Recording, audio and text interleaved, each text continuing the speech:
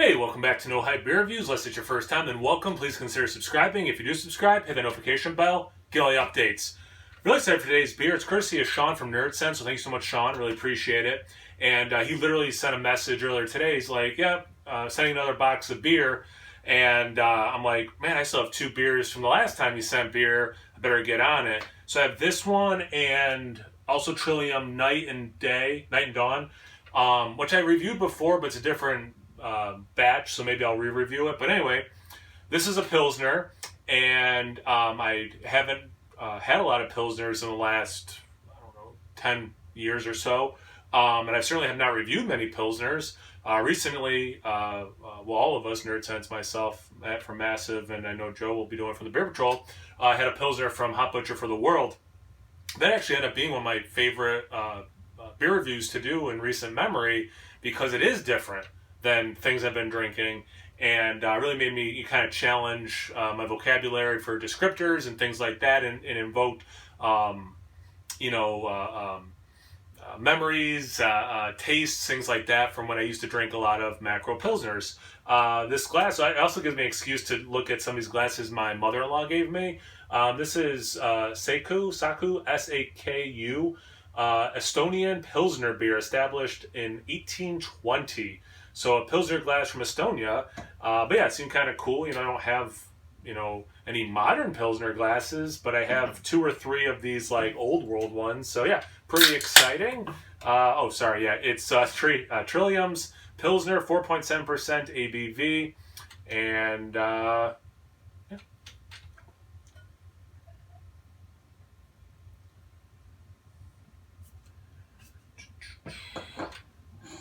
Actually, no, it's not really sticking to the glass. It's sticking to the bottom a little bit, but not the sides.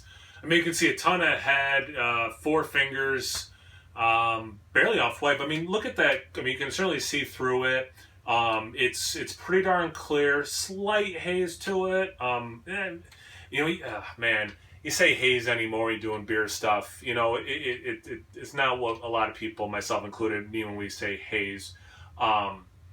It has a very slight unfiltered look to it, is more accurate. Light straw. It definitely looks like, if you, hey, close your eyes, envision a Pilsner.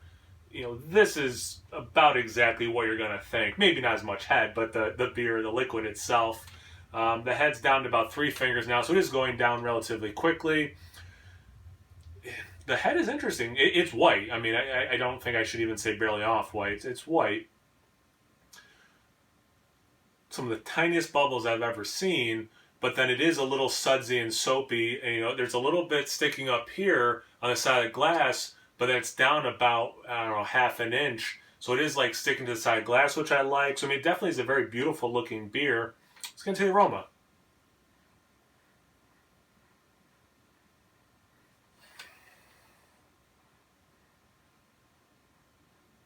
So this is where it gets fun and challenging for me. It is certainly not bursting with things, and when you do so many beers in a row, it seems like for years and not every beer I drink obviously is bursting with aroma. If you watch my reviews, it's not like every single one is really obvious, but like you're sticking your nose in a coffee stout, you're probably going to get hit with coffee. It's going to be really obvious, and then maybe you can pivot, like it's a darker roast smell to me, it's cold brew smell, it's like burned at the office coffee in a pot kind of a smell. Whereas this, it is very, the flavors are very soft. It has that distinct, what I call lager funk, but when I say funk, I don't mean like a funky, horse blanket kind of a thing, but just that Pilsner lagered quality. For me, just it's a slight funkiness, but it's certainly not into that sour horse blanket kind of a thing. You get that outdoorsy, not quite fresh cut grass. I think I said this in that Hot Butcher review, but it's that, and kind of like the color. It's that hay. It's the straw. It's the dead grass. It's outdoorsy like that, and it's definitely working in a field. Working in your yard, kind of an aroma. slight chalkiness. Actually, get rid of the word slight. There's chalkiness there. It's not a detractor. It's not off-putting, but it's definitely there. It's not. I'm surprised I didn't say it earlier. To be honest with you, it's not very well hidden. It's not a thing you should be trying to hide. Kind of mad at myself that I didn't say that earlier.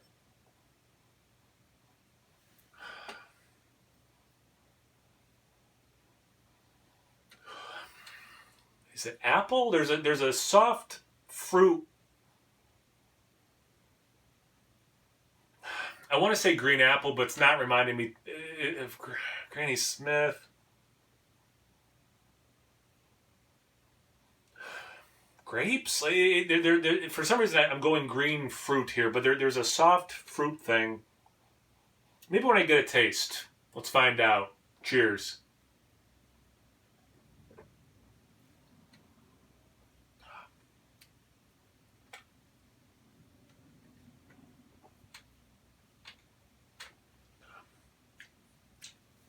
I've mostly been looking for that fruit thing, and it's not jogging my word bank any. So yeah, and I'm not getting the thing. I'm getting the aroma. I'm not getting the taste.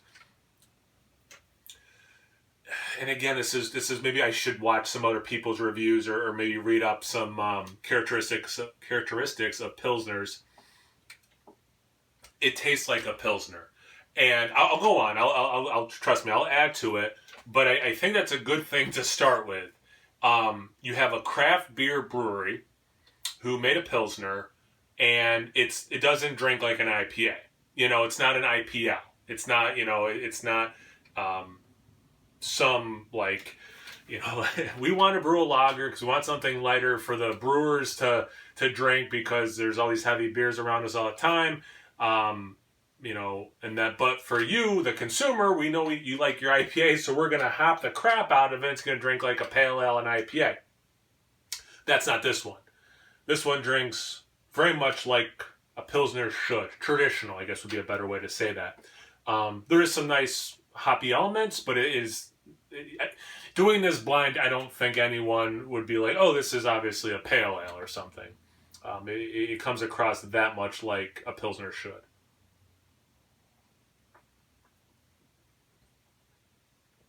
Clean. It's crisp. There is a little sweetness there. But the hop, I don't think the dryness is coming from the hops, but the little bit of I guess fruity esters without being descriptive fruits is working with whatever else from the beer, that it's a dry experience. But there's moments of sweetness, but it is overall a dry experience. In terms of like I said, I say clean, I say crisp. It's very refreshing. Like it's these things I want in a pilsner, and like I was saying, or at least thinking in that Hop Butcher one. I know Sean's been drinking a lot of pilsners, and short version, I get it.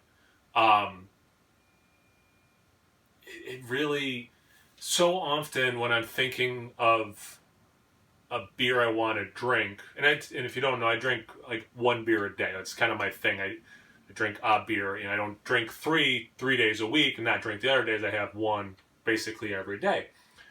So you kind of want to go to something huge, something big, bold, and that's why so many of my reviews are typically those kinds of beers. I think for the third time, short version, I'm reminded why this is such a popular style.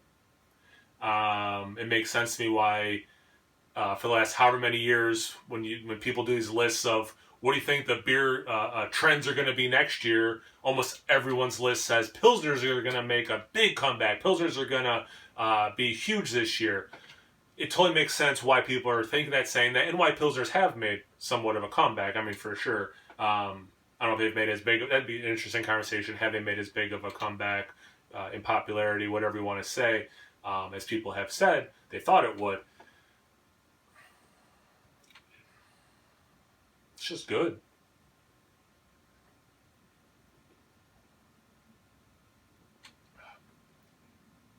And for how clean and crisp it is, it's creamy for the style. It almost, and again, it's very much a Pilsner, so take what I'm about to say, not with a grain of salt, but just hear me out. Reminds me a little bit of a cream ale, which is another style I don't drink a lot of that's super refreshing. My family loves Pilsners and cream ales. And we drink them a lot. They love IPAs and stouts as well, and typically if I'm around, that's what we're drinking, but it's like, oh yeah, these people who like me like IPAs and stouts still drink Pilsners and cream ales. And yeah, I kind of, I need to do some more of those. This glass is amazing, and it's like such a shooter. Every time I go to sip, it's just so easy to go down. But yeah, thanks so much, Sean. Like, I'm really enjoying this. I think it's obvious. Again, it's something different. I hope I did it justice describing it. Again, I don't drink a lot of Pilsners. My word bank is relatively small for them, and that's something I'm going to work on.